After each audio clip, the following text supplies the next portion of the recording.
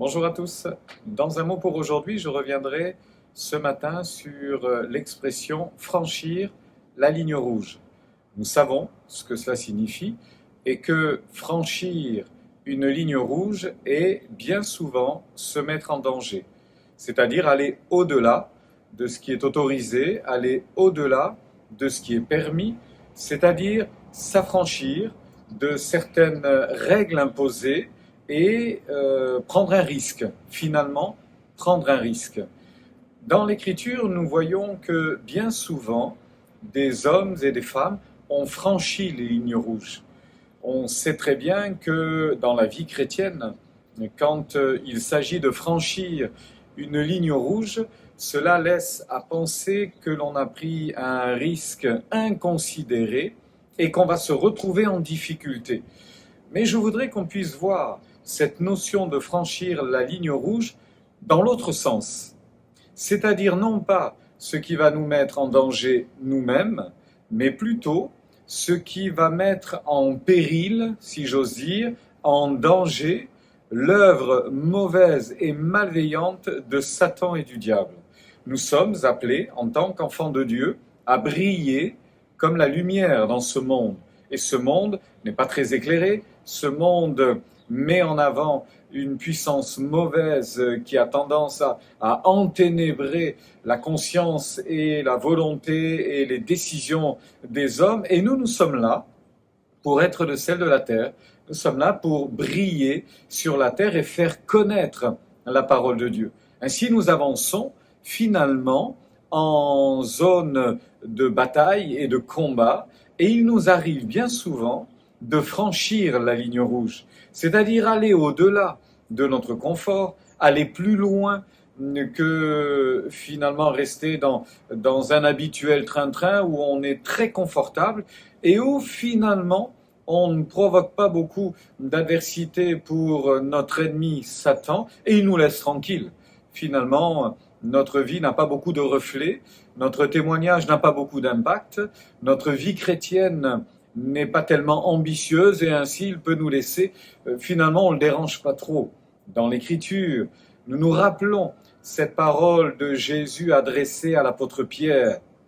Simon, Simon, Satan vous a réclamé pour vous cribler comme du froment. La réalité, c'est que si le diable s'acharne ainsi sur Simon et sur les autres, c'est parce qu'ils vont faire une œuvre de destruction à son égard. Ils vont construire le royaume de Dieu. Et ceci va aller à l'encontre, évidemment, des projets mauvais de Satan. Alors il va tout faire pour s'opposer à eux. Et nous savons, au travers des persécutions, que nombre d'enfants de Dieu ont été ainsi arrêtés dans leur course parce que le diable les a criblés comme du froment. Dans l'Ancien Testament, nous avons le témoignage d'Élisée. Et ce témoignage est intéressant. Je voulais vous le lire, vous le partager. Nous le trouvons dans le 2e livre des Rois, au chapitre 6.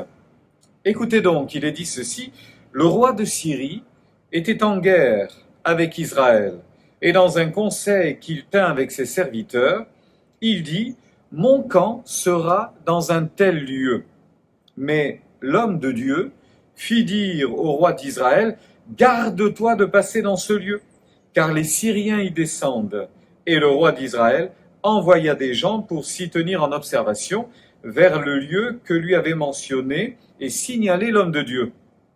Cela arriva non pas une fois, ni 2 fois, sous-entendu plus que cela encore. Le roi de Syrie en eut le cœur agité. Il appela ses serviteurs et leur dit, « Ne voulez-vous pas me déclarer lequel de nous est pour le roi d'Israël ?» L'un de ses serviteurs répondit, « Personne, ô roi mon Seigneur, personne. » Mais Élisée le prophète, qui est en Israël, rapporte au roi d'Israël les paroles que tu prononces dans ta chambre à coucher. Et le roi dit, « Allez et voyez où il est, et je le ferai prendre. » On vint lui dire, « Voici, il est à Dothan. » Il y envoya des chevaux, des chars et une forte troupe qui arrivèrent de nuit et qui enveloppèrent la ville. Vous comprenez comme moi que Élisée a franchi la ligne rouge. À ce moment-là, Élisée est entré dans le terrain ennemi sur les projets mauvais de ce roi qui veut faire la guerre à Israël, et Dieu va contrecarrer les plans de ce roi. Non pas une fois, non pas deux fois, à tel point que le roi finit par se demander s'il n'y a pas une taupe en son sein qui, lorsqu'il discute dans un conseil de guerre de la stratégie, va prendre les informations, va les communiquer au roi d'Israël pour qu'il ne se fasse pas piéger. Et puis, la réponse tombe, il n'y a pas de taupe, c'est personne de chez nous qui te trahit, c'est juste que Dieu connaît les secrets de ton cœur et il les révèle au prophète. Alors, Élisée est entré, a franchi la ligne rouge, et Satan va essayer de le neutraliser. Le roi de Syrie va essayer de le neutraliser. Et comment faire? Sinon en envoyant une troupe en armes et mettre la main sur Élisée. Bien souvent, lorsque nous prions, lorsque nous intercédons, lorsque nous supplions Dieu de faire un miracle, lorsque nous évangélisons, lorsque nous rendons témoignage, nous franchissons la ligne rouge. Nous entrons sur le terrain de l'ennemi et Satan ne nous laissera pas tranquilles. Il fera tout pour contrecarrer nos plans. Il fera tout pour nous empêcher ainsi de faire l'œuvre de Dieu.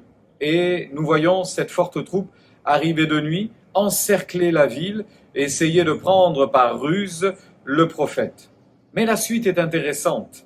Et c'est là finalement où il y a pour nous un encouragement extraordinaire. De bon matin, il nous est dit que le serviteur, l'employé du prophète se lève, et quand il se lève, il voit une troupe qui entourait la ville avec des chevaux et des chars. Et là, il a compris qu'il allait avoir des problèmes, que ça allait mal se passer. Il est saisi d'angoisse. Et il va s'adresser à Élisée en lui disant « Ah, mon Seigneur, comment ferons-nous? Nous avons franchi la ligne rouge, nous l'avons fait avec hardiesse, tu l'as fait avec courage, et puis voilà que maintenant l'ennemi fonce sur nous. Qu'est-ce que l'on va faire? Comment on va s'en sortir ?» Et Élisée va le rassurer. Élisée va lui dire, mais ne t'inquiète pas, si on a franchi la ligne rouge dans ce sens, est-ce que Dieu ne sera pas avec nous? Est-ce que Dieu ne nous accompagnera pas? Est-ce que Dieu ne veillera pas sur nous? Mais sans aucun doute, il sera avec nous, il veillera sur nous. Et il va le rassurer en disant, ne crains point, car ceux qui sont avec nous sont en plus grand nombre que ceux qui sont avec eux.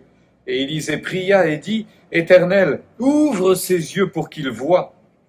Et l'Éternel ouvrit les yeux du serviteur, qui vit la montagne pleine de chevaux et de chars de feu autour d'Élisée.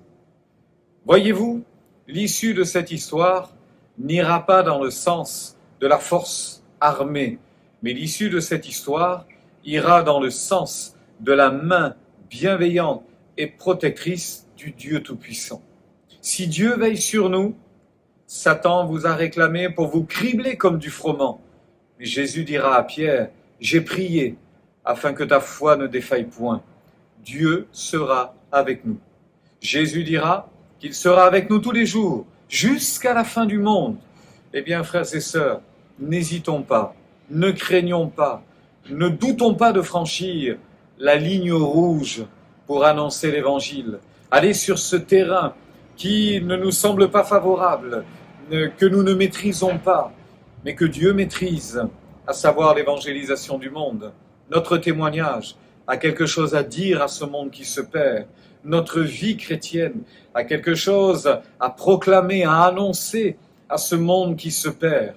Nous parlons de joie, nous parlons de paix, nous parlons d'espérance, nous parlons de bonheur, nous parlons de renouvellement intérieur, nous parlons de tranquillité, de sécurité, de force, de courage, de guérison, de délivrance. Ceci est le message de la grâce, ceci est le message de l'Évangile. C'est cette parole qui a changé nos vies. Alors, frères et sœurs, soyez encouragés aujourd'hui, parce que si vous franchissez la ligne rouge dans ce sens-là, c'est-à-dire pour annoncer l'Évangile, en allant un peu plus en avant, pour annoncer ce merveilleux message du salut, ne doutez pas que Dieu vous gardera, ne doutez pas que Dieu veillera sur vous, et il ouvrira vos yeux sur sa fidélité incomparable, il ouvrira vos yeux sur sa compassion sans fin, il ouvrira vos yeux sur sa protection réelle et efficace. Oui, Jésus est avec nous. Oui, le Seigneur sera avec nous tous les jours. Oui, il nous gardera.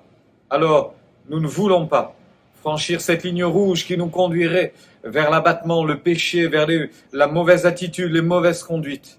Cependant, nous voulons la franchir, cette ligne rouge, dans l'autre sens, et ne pas hésiter à poursuivre cette belle œuvre de l'évangélisation autour de nous.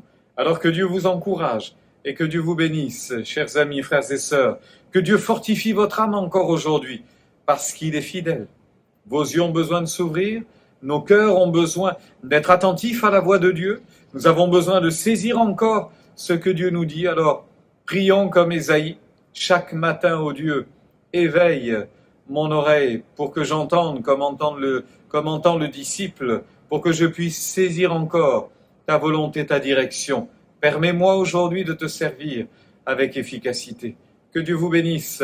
Allez en paix, soyez fortifiés et assurés que celui qui est avec vous est plus fort que celui qui est contre vous, et que Dieu enverra des anges pour vous soutenir, et que ceux ainsi qui seront avec vous seront en plus grand nombre que ceux qui seront contre vous. Seigneur est fidèle, il ne lâche pas son Église, il ne lâche pas ses enfants, il vous tient par la main, faites-lui confiance, il est là fidèle. Que Dieu vous bénisse.